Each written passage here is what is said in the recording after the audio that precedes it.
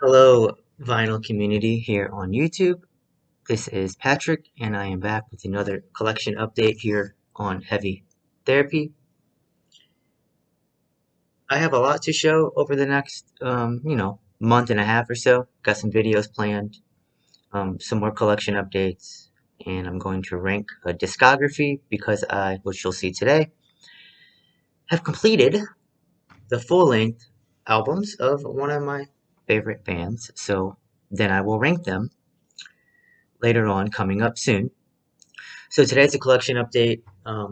Got some stuff in the mail, and then me and my partner we traveled to Kansas City, Missouri, and Kansas City, Kansas, over this past week to see Gojira, Knocked Loose, and Alien Weaponry live. It was our second concert back um, since the pandemic, and so we went to a couple of different record shops in Kansas City, which I will talk about in a minute.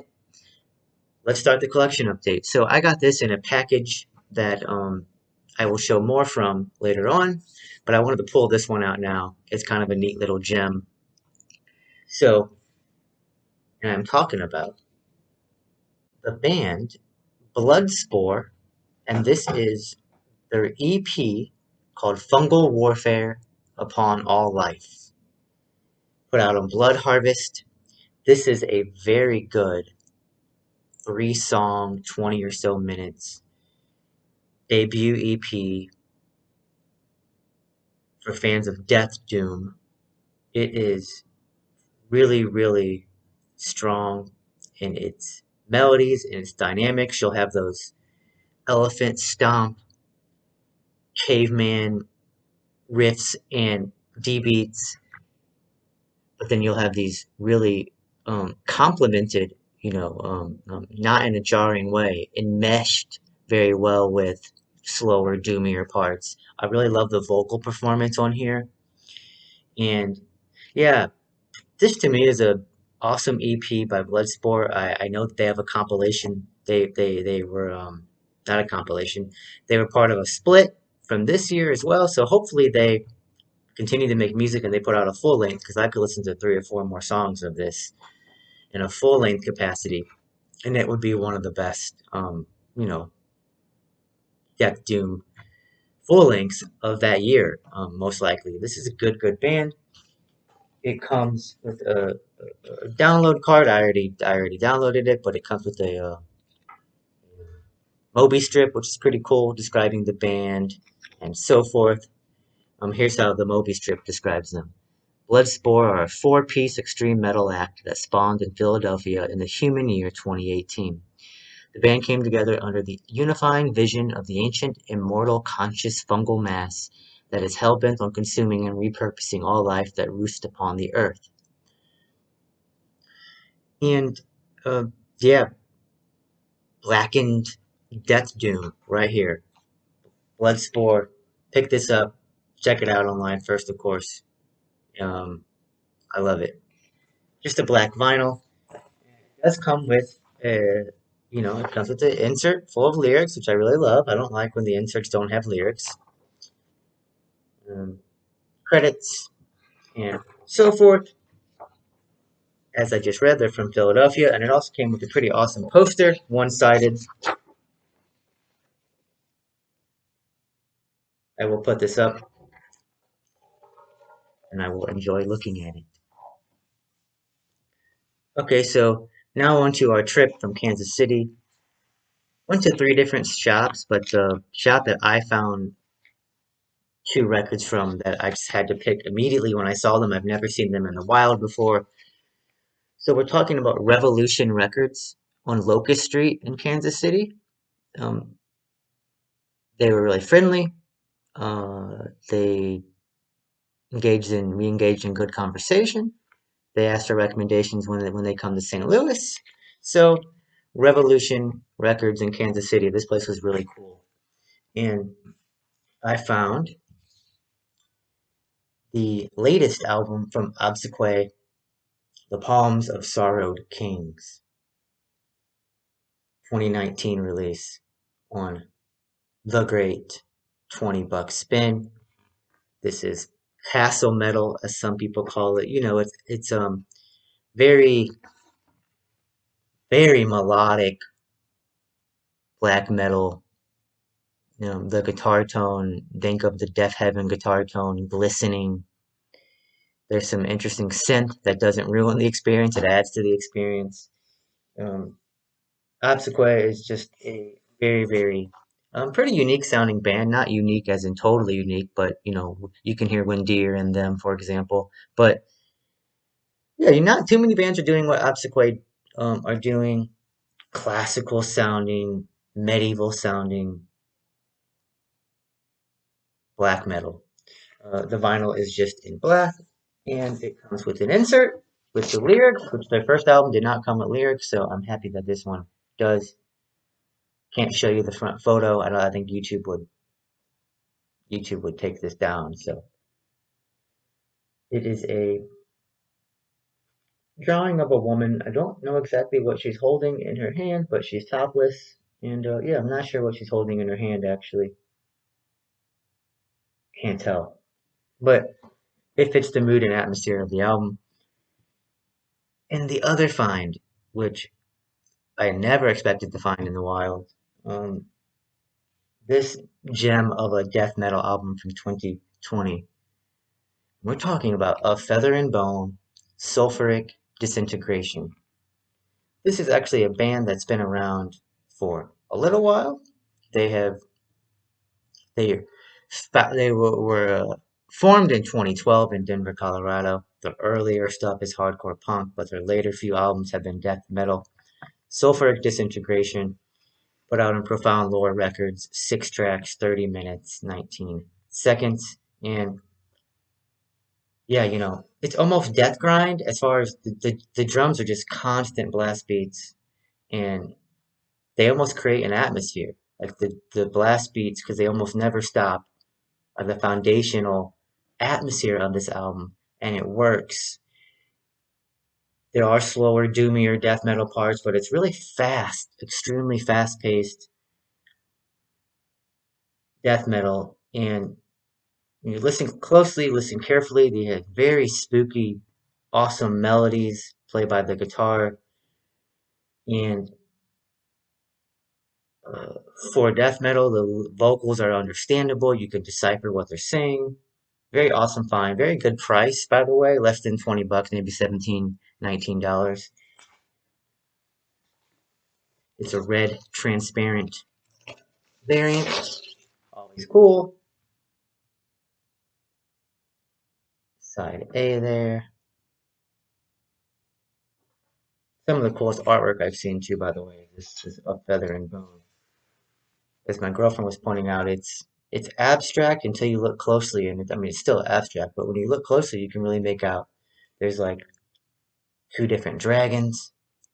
They look like seahorses, and then the purple mass are soldiers, right? Or there's a war going on, and one of the coolest artworks, cover arts that I've seen actually, very cool. And there is not an insert, but there is a two-sided poster. The artwork, by the way, is by Stuart Cole, parentheses Rotten Realm. And yeah, poster's awesome, creepy, spooky, right? That is gnarly. I like it a lot. I love the of Feather and Bone logo style.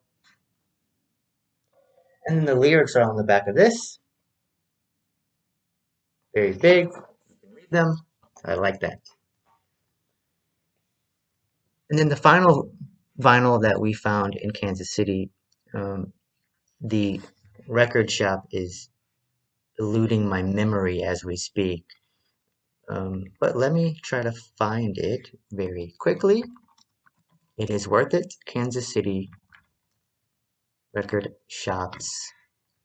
Yes, so this was the Mills Record Company, which came highly recommended to me when I asked the heavy vinyl subreddit, where should I go in Kansas City? And they said Mills Record Shop. Yeah, and it had the largest heavy slash metal section I've ever seen in person. Flipped through every single one, and again, nothing jumped out that I immediately needed to buy. I already purchased these two from Revolution Records that were way, way at the top of my want list. But my partner did find Chelsea Wolfe's latest album, and it is a nice gatefold, and the album's from 2019 called Birth of Violence, out on Sargent House. And again, beautiful gatefold.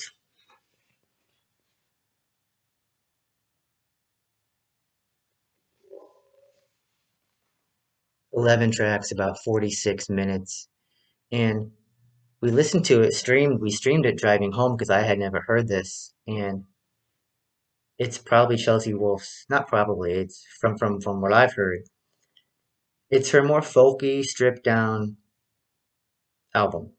Not a lot of post metal parts, but there is some parts that sneak in, creep in here and there. But by track three, I was basically fully on board. It's very powerful. When I say stripped down, it's not just basic acoustic guitar. There's lots of layers, beautiful haunting melodies. Chelsea Wolfe has an amazing voice. My partner highlighted that she described it as a vocal style that basically sounds like a woodwind instrument, which is really cool. And yeah, awesome lyrics. Um, it's not immediately catchy, which is actually welcome. It's difficult in a certain sense to listen to when you're trying to pull out catchy melodies. It's not very pop structured oriented. Chelsea Wolfe is awesome. I'm more familiar with her last album and now this album compared to her earlier releases. It comes in a red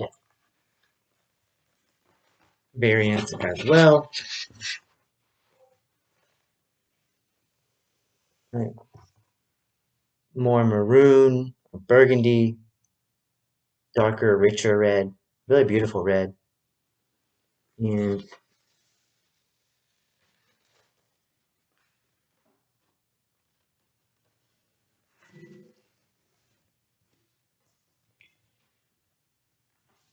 it comes with a nice, nice booklet. I'm actually going to put on this record in a little bit and sit down with the lyrics and take it all in. Yeah, there's viola on here, there's piano, synth, bass, mandolin, lead guitar, programming, acoustic guitar, and vocals. Chelsea Wolfe, Birth of Violence, 2019 release. Just a very unique artist. And one more to show for now. Very surprising find. As we all know, this album is hard to find, so let me just bring it right up. I got a copy of Death's fifth studio album, Symbolic, and it actually might be the sixth studio album.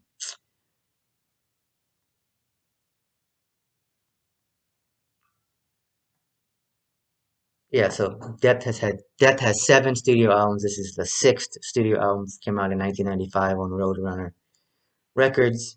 9 tracks, 50 minutes and 38 seconds. I will refrain from saying that much because I'm going to make my Death studio album rankings video very soon. But I found this, and I'm not sure if they're still available, but both Brooklyn Vegan Shop, I think it's brooklynvegan.com, I'm not positive, but Brooklyn Vegan has Symbolic in stock. And Revolver Magazine has Symbolic in stock, and that's where I purchased it from. If you try to find Symbolic on Discogs, you're going to pay 50, 80, 120, $200 for it. And these shops just had copies for 30 bucks. I'm like, don't know how or why. I mean, why? I know why. They want to sell them, but here's Symbolic. It's a white variant. And yeah, I now have a completed, at least full length, studio released catalog of Death on vinyl. And that is very, very cool. It came with an insert, lyrics. I know that many people put this at the top of their list. as far as death albums go. And like I said, when I rank all 7 of these albums, I will tell you where it falls. For me, there's the back of the album. And yeah, I finally got deaths symbolic. So yeah, Google and see if you can find this for cheap because do not pay those outrageous prices. It's you don't need to. So hopefully you can find this somewhere for a cheap price like I did. It sounds great. And this wraps up my collection update here today. Please like, comment, and subscribe. What are your favorite albums from here that I showed? What are some recommendations? What have you been listening to? What concerts have you been to?